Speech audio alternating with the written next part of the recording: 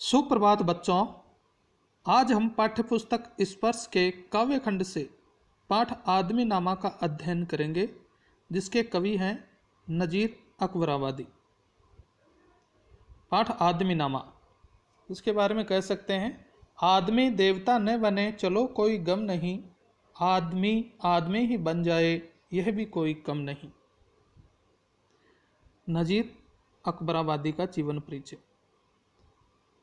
नजीर अकबराबादी 18वीं सदी के प्रसिद्ध भारतीय शायर थे। इन्हें नज्म का पिता कहा जाता है। नज्म एक प्रकार की शायरी होती है। इन्होंने कई गज़लें लिखी।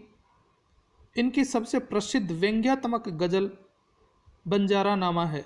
ऐसा माना जाता है कि नजीर अकबराबादी का जन्म दिल्ली शहर में सन 1735 में हुआ था। युवा अवस्था में वे दिल्ली से आगरा चले गए और आगरा में ही उन्होंने अरबी और फारसी भाषा में तालीम हासिल की, यानी शिक्षा प्राप्त की। नजीर आम लोगों के कवि थे। इन्होंने आम जीवन, ऋतुओं, त्योहारों, फलों, सब्जियों आदि विषयों पर लिखा।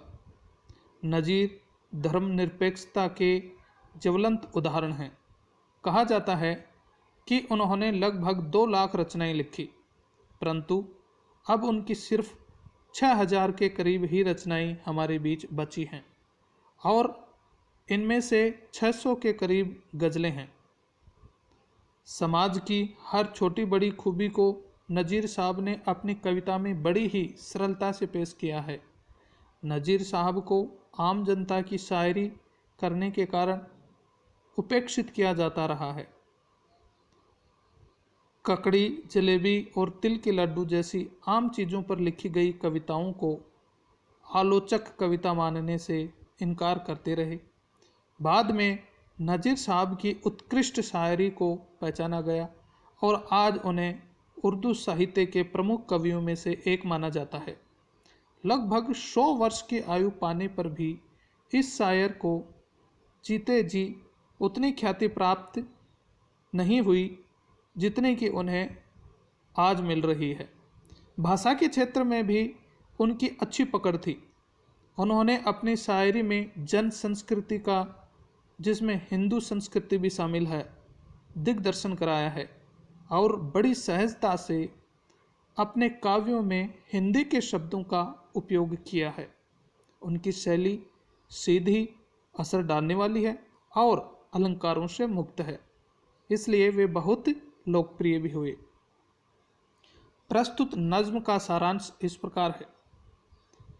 कवि नजीर अकबराबादी ने आदमी नामा नज्म में आदमी के विभिन्न रूपों का वर्णन किया है।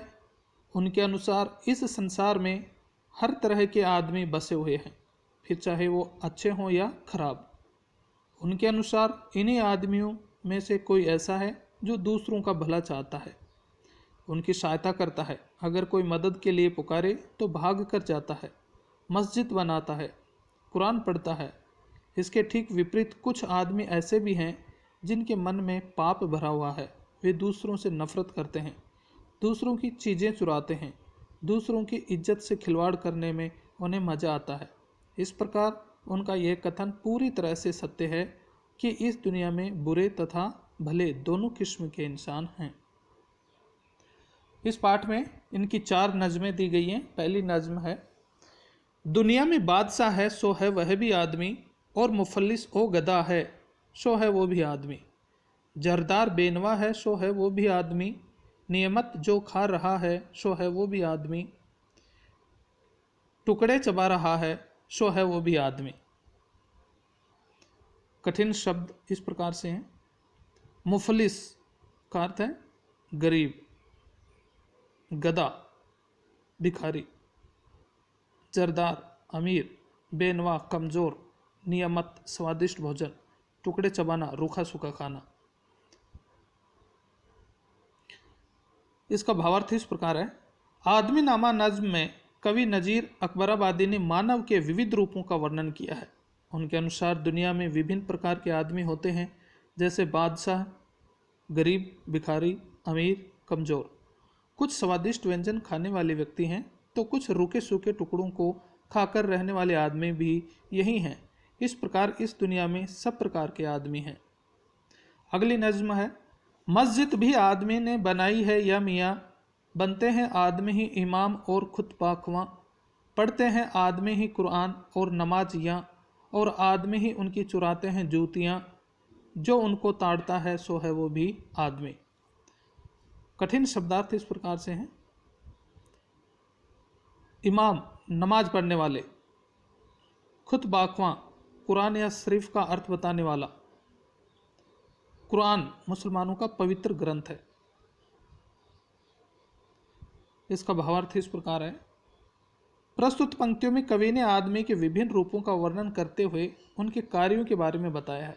उन्होंने यहाँ हमें मस्जिद का उदाहरण देते हुए कहा है कि जिन्होंने मस्जिद का निर्माण किया है वे भी आदमी हैं, जो मस्जिद के अंदर नमाज या कुरान पढ़ाते हैं वह भी आदमी हैं, और जो लोग उस नमाज या कुरान को पढ़ने जाते हैं वे भी आदमी हैं। लोगों की चप्पलों को चुराने वाले भी आदमी हैं, और जो उनको यह कार्य करते हुए देख रहे हैं वह भी आदमी ही हैं। इस तरह कवि ने यहाँ बताया है कि दुनिया में पुण्य करने वाले भी आदमी हैं और पाप करने वाले भी आदमी ही हैं। अगली नज्म, या आदमी पे जान को वारे है आदमी, और आदमी पे तेग को मारे है आदमी, पगड़ी भी आदमी की उतारे है आदमी, चिल्ला के आदमी को पुकारे है आदमी, और सुन के दौड़ता है सो है वो भी आदमी। इसके कठिन शब्द इस प्रकार हैं।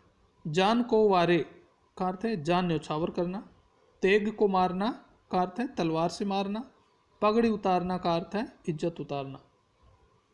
इसका भावार्थ इस प्रकार है। अपने इन पंक्तियों में कवि ने आदमी की विचित्र प्रकृति के बारे में बताया है। कोई आदमी किसी की जान बचाने के लिए अपनी जान देने के लिए तैयार रहता है, कोई आदमी तलवार से दूसरे आदमी की जान ले लेता है, कोई आदमी किसी को बेइज्जत करता है तो कोई आदमी उसकी इज्जत बचाने की कोशिश करता है, कोई मदद मांगने के लिए किसी को पुकारता है और कोई उसकी पुकार सुनकर मदद के लिए दौड़ कर आता है। इस तरह कवि ने हमें यह बताया है कि मनुष्य विभिन्न प्रकृति के होते हैं, कोई भला करके खुश होता है तो कोई बुरा करके। अगली नज्म, असराफ और कमीने से ले साहता वजीर, यह आदमी ही करते हैं सब कारे दिलपजीर, या आदमी मुरीद है और आदमी ही पीर, अच्छा भी आदमी ही कहता है ए नजीर, और सब में जो बुरा है सो है वो भी आदमी। कठिन शब्द इस प्रकार हैं। असराफ शरीफ, कमीने गलत काम करने वाले, शाह राजा, वजीर मंत्री, कारे यानी कारी, दिलपजीर मन को अच्छा लगने वाले, मुरीद शिष्य या भक्त, पीर संत। इसका भावार्थ इस प्रकार है। इन पंक्तियों में कवि कहते हैं कि यहाँ शरीफ भी आदमी है और कमीने भी आदमी हैं। जो साहब बनकर गद्दी पर बैठा है वह भी आदमी है, और जो उसका वजीर है वह भी आदमी ही है।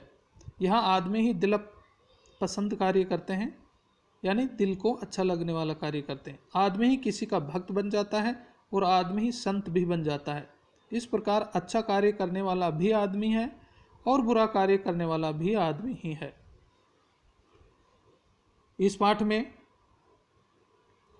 आदमी के सकारात्मक और नकारात्मक दोनों ही पक्षों को उद्घाटित किया गया है।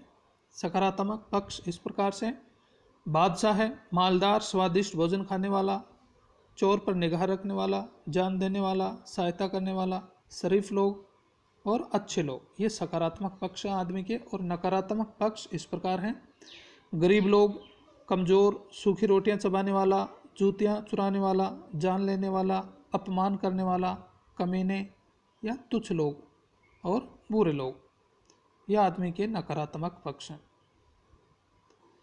इस पाठ से अब हमें क्या सीख मिलती है तो देखते हैं। संसार का सारा कार्य आदमी के सहारे ही चल रहा है। अच्छे और बुरे दोनों ही तरह के आदमी होते हैं। मनुष्य की परिस्थितियां भी कभी कभी मनुष्य को अच्छा या बुरा बना देती है। अतः वह राजा भी है, गरीब भी है, साधु भी है और चोर भी है, गुरु भी है और शिष्य भी है, कुर्बानी देने वाला और कुर्बानी लेने वाला भी है। इसी कारण संसार में पाप और पुण्य भी है, धर्म और अधर्म भी है, पर हमको अपने जीवन में अच्छा आचरण अपनाकर अपने देश व समाज को सुंदर बनाना चाहिए। सदा लोगों की भलाई करना चाहिए। जैसे रहीमदास जी ने कहा है, तरुवर फल नहीं खात है, सरवर पियत न पान, कह रहीम पर काज हित, संपत्ति संचही सुजान। इसका अर्थ इस प्रकार है, पेड़ अपने फल स्वयं नहीं खाते, तालाब अपना पानी स्वयं नहीं पीता है, सज्जनों ने अपना शरीर तथा धन भी दूसरों की भलाई के लिए ही रखा है। अतः हमें भी अपना जीवन दूसरों की भलाई में ही लगा देना चाहिए। धन्यवाद।